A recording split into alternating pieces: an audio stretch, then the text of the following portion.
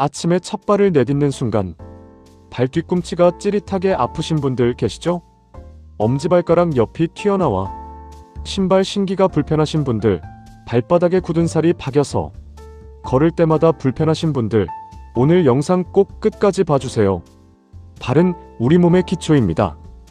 발이 아프면 걷기 싫어지고, 걷기 싫어지면 활동량이 줄고, 활동량이 줄면 근육이 빠지고, 결국 전신 건강이 나빠지는 악순환이 생깁니다.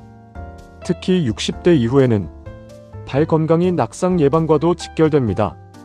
발이 불편하면 걸음걸이가 불안정해져서 넘어질 위험이 크게 높아집니다. 오늘 저는 60대 이후 가장 흔한 발 문제들과 족부 건강을 지키는 핵심 방법 7가지를 알려드리겠습니다. 안녕하세요. 스마트팁의 팁팁입니다.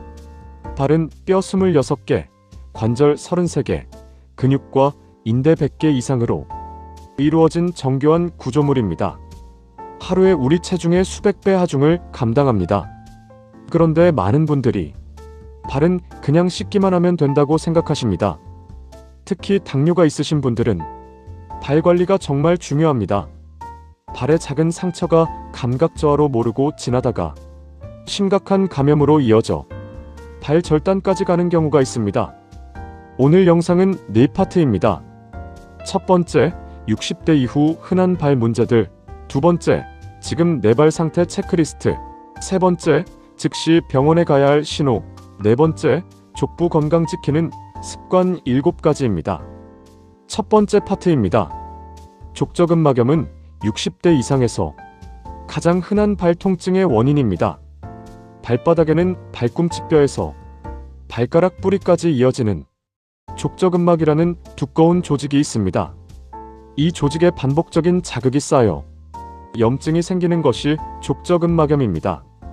가장 큰 특징은 아침에 일어나서 첫 발을 내딛는 순간 발 뒤꿈치가 찌릿하게 아픈 것입니다.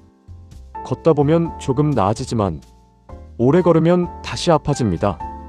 비만, 평발, 딱딱한 바닥에서 오래 서 있는 것, 쿠션 없는 신발 착용이 주요 원인입니다. 무지외 반증은 엄지발가락이 두 번째 발가락 쪽으로 휘면서 엄지발가락 뿌리 관절이 바깥으로 튀어나오는 변형입니다. 앞이 좁고 굽이 높은 신발을 오래 신은 분들에게 많고 여성에게 남성보다 10배 많이 발생합니다. 튀어나온 부위가 신발에 눌려 통증과 염증이 생깁니다. 심해지면 걷기 자체가 힘들어집니다. 당뇨 합병증으로 발의 감각이 둔해지고 혈액순환이 나빠지면 작은 상처도 잘 낫지 않고 감염이 빠르게 진행됩니다. 발에 작은 상처가 생겨도 통증을 못 느끼는 경우가 많고 이것이 궤양으로 발전해서 심하면 발 절단으로 이어집니다. 당뇨가 있으신 분들은 매일 발을 꼼꼼히 살펴보는 것이 필수적인 일과가 되어야 합니다. 발톱 양쪽 끝이 살 속으로 파고들어 통증과 염증을 일으킵니다. 잘못된 발톱 깎기 방법이 주요 원인입니다. 방치하면 세균 감염으로 이어집니다. 굳은 살은 넓은 부위의 피부가 두꺼워진 것이고 티눈은 특정 부위의 원뿔 모양으로 피부가 깊이 박힌 것입니다. 잘못된 신발이나 걸음걸이로 생깁니다. 티눈은 눌릴 때 심한 통증을 줍니다. 당뇨 환자는 절대 혼자 칼이나 가위로 굳은 살이나 티눈을 제거하려 하지 마세요. 감염 위험이 매우 높습니다. 반드시 족부 전문의나 피부과를 방문하세요. 두 번째 파트입니다. 지금 내 발 상태를 확인해 보겠습니다. 하나, 아침 첫 발을 내디딜 때 발 뒤꿈치가 찌릿하게 아프다. 둘, 엄지발가락 뿌리 관절이 튀어나와 있다. 셋, 발바닥에 굳은 살이나 티눈이 있다. 넷, 발톱이 살 속으로 파고들어 있다. 다섯, 발에 상처나 물집이 생겼는데 잘 낫지 않는다. 여섯, 발이 자주 차갑고 저리다. 일곱, 발바닥 아치가 낮거나 평발인 것 같다.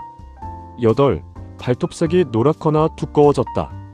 아홉, 신발을 신으면 발 특정 부위가 자꾸 아프다. 열, 걸을 때 발 통증으로 활동량이 줄었다. 3개 이상 해당되신다면 족부 정형외과 또는 피부과 방문을 권합니다. 당뇨가 있으신 분들은 한 개라도 해당되면 즉시 방문하세요. 세 번째 파트입니다.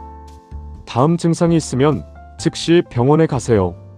발에 상처가 났는데 2주가 지나도 낫지 않을 때, 특히 당뇨 환자는 즉시 가셔야 합니다. 발이 빨갛게 붓고 열이 나고 통증이 심할 때, 봉화지겸 같은 세균 감염일 수 있습니다. 발톱 주변에 고름이 생길 때, 발가락이 검게 변하거나 괴사 징후가 보일 때 즉시 응급실을 가셔야 합니다. 갑자기 발 전체가 심하게 붓고 걷기가 불가능할 때 첫 번째 습관입니다. 잘못된 신발이 대부분의 발 문제를 만듭니다. 좋은 신발의 기준을 알려드릴게요. 앞코에 공간이 충분해야 합니다. 엄지발가락과 신발 앞끝 사이에 손가락 하나 정도 여유가 있어야 합니다. 앞이 좁은 신발은 무지외 반증을 악화시킵니다. 쿠션이 충분해야 합니다.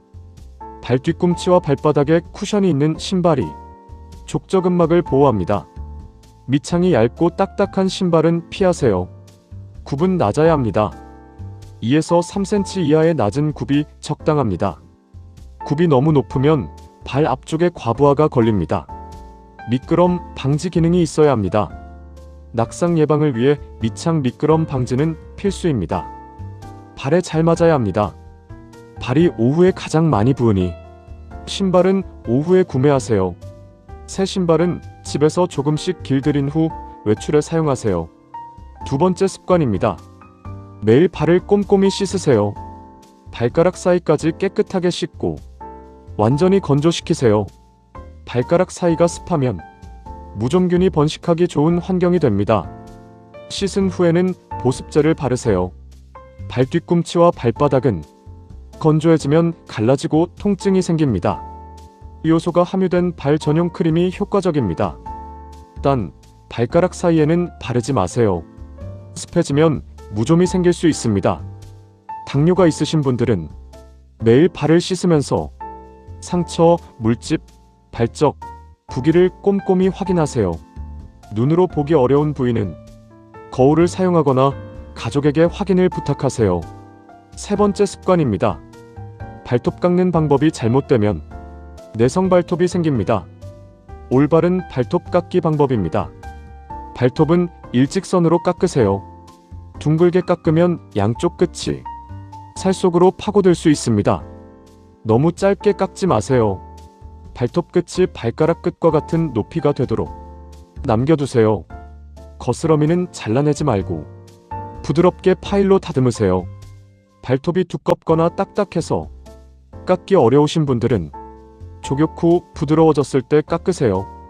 당뇨 환자나 시력이 나쁘신 분들은 발톱 관리를 혼자 하기 어려울 수 있습니다.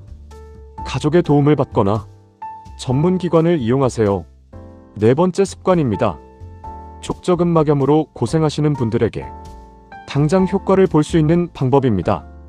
아침에 침대에서 일어나기 전에 하는 스트레칭입니다.